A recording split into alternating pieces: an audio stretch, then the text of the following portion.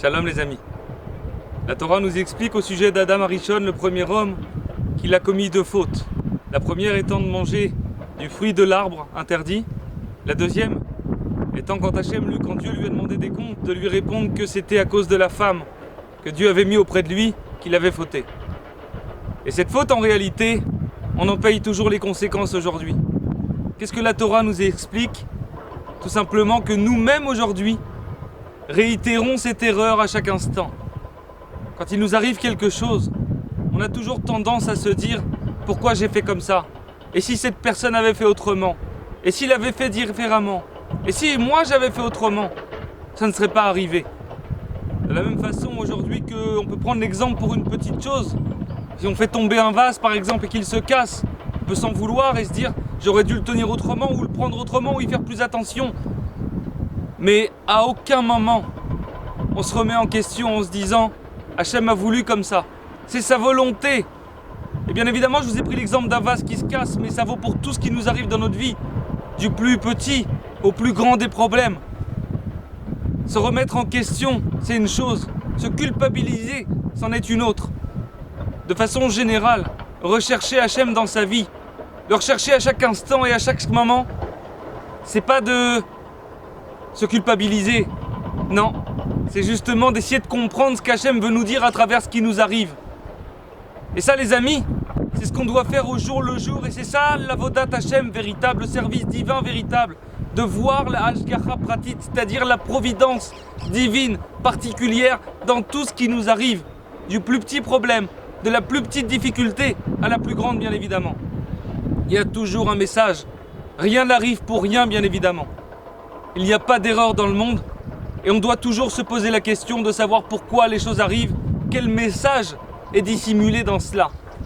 Ça me fait penser à une histoire que nous raconte Rabbi Nachman dans les Sipurei Masiyot, dans les contes de Rabbi Nachman. Il nous parle d'un roi qui transmet de son vivant la royauté à son fils. Et là, il y avait une grande fête. Tout le pays était en joie.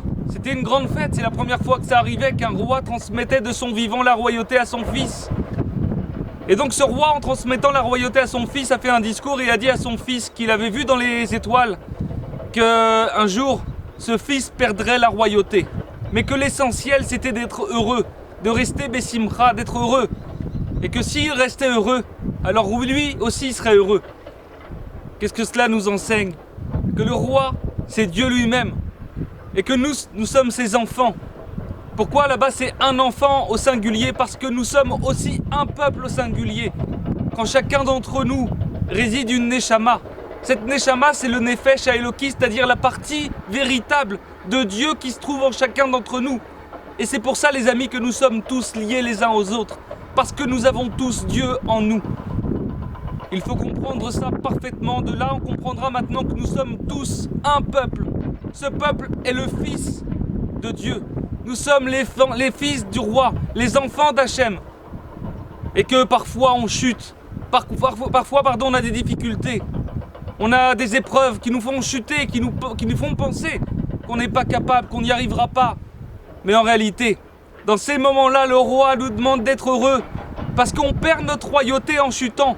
Mais si on est heureux, alors on prouvera qu'on était apte à avoir cette royauté.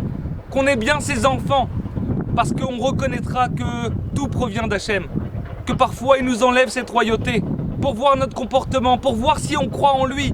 Il nous met des difficultés, il nous met des embûches, mais si on est heureux, si on croit en lui véritablement, si on sait que ça provient de lui, alors on gardera la simcha, on gardera la joie, et on sera apte à recevoir de nouveau cette royauté, et cette fois-ci définitivement, parce qu'on l'aura mérité.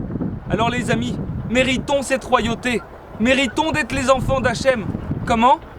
En réagissant positivement à nos difficultés, à nos épreuves, en lui faisant confiance véritablement, en restant droit, en souriant à la vie malgré tout, en disant à Hachem, je sais que tout provient de toi, que tout vient de toi et que tout est pour mon bien. Je te fais confiance et je suis patient parce que la délivrance va bientôt arriver, qu'elle soit personnelle ou générale. Amen ve amen. Les amis, on est là pour vous aider justement à se maintenir dans la simcha et la joie. Comment? En prenant du recul bien évidemment, chaque jour sur sa vie, pour essayer de trouver Hachem dans ce qui nous arrive à chaque moment.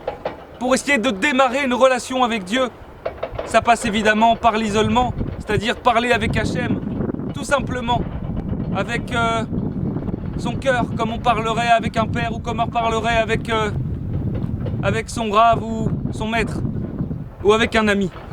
On est là pour vous aider, il y a une méthode pour ça, n'hésitez pas à nous contacter, on se tient à votre disposition.